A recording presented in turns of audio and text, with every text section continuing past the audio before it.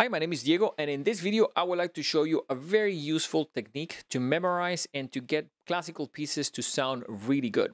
It takes a little bit of time to work on this, but at the same time, it's a technique that has been around for a long time and is very, very efficient. And I was the other day, once again, very excited to see one of my students use it successfully at one of our concerts to play something that was challenging for them.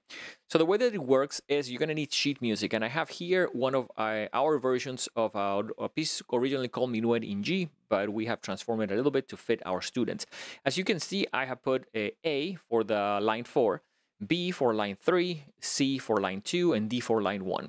Now, to do this process, you want to almost have played the piece a little bit already. You can't do this on your first time. You have to get familiar with the positions, the numbers, how it's working.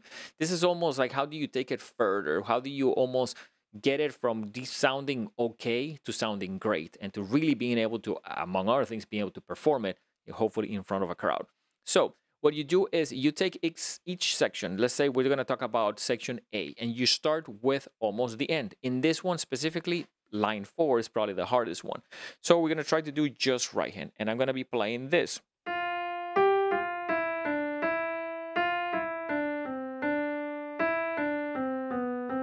Now, that is line 4 on the paper. Now, let's say I played it again. I made a mistake. Now, I'm not going to do anything until I can get line 4 correct. So if this takes me a week, 2 days, 3 days, I'm just going to keep playing line 4 or part A. Now, once I have that, then I'm going to try to introduce the left hand for part A, which will be this. Of course, try to do slowly.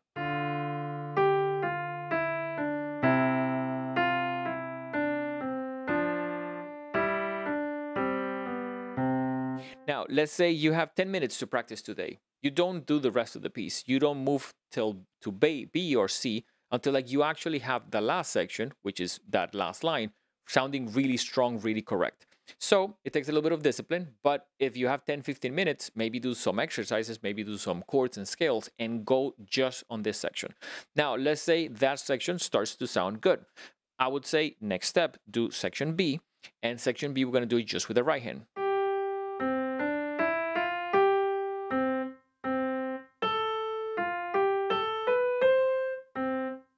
Maybe let's say that's okay, that's sounding okay, but you need to start stitching it with section A. So we can do section B.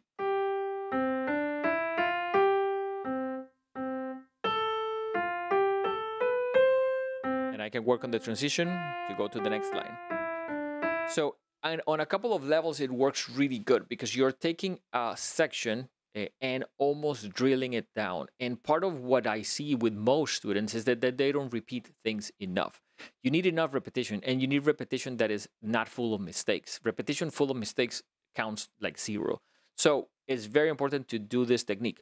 Now, part of the way that it works too is like once you get the sections, and I will go per section backwards. So we're starting on A, which is, let's say, the back of the piece, then B, then C, then D. Once the sections are starting to sound really strong and really clear, then you can take section A and stitch it into B. Of course, you will play B and then A, and then that's it. So try to do it until like B and A are almost flowing into one another. And even further, this is the part that is really good for performing, start memorizing. So start being able to start on only part A and play only part A, stop. Now you can use the sheet music, have it close to you, so you can do, okay, what was part A? Part A is this. You play it. Then let me try to do by memory part B. Maybe you need to look at the beginning of part B, but don't look at the rest.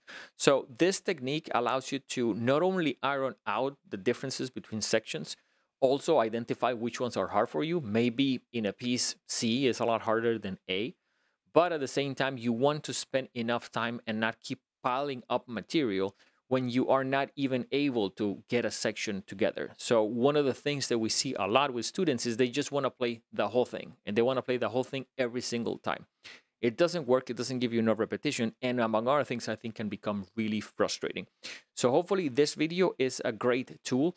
It is important to mark the sections, I think, on the paper. I'm a great believer that papers are designed to be used. So if anything, make a photocopy of the paper so you can put colors, you can put symbols, you can put like what speed you're doing it at.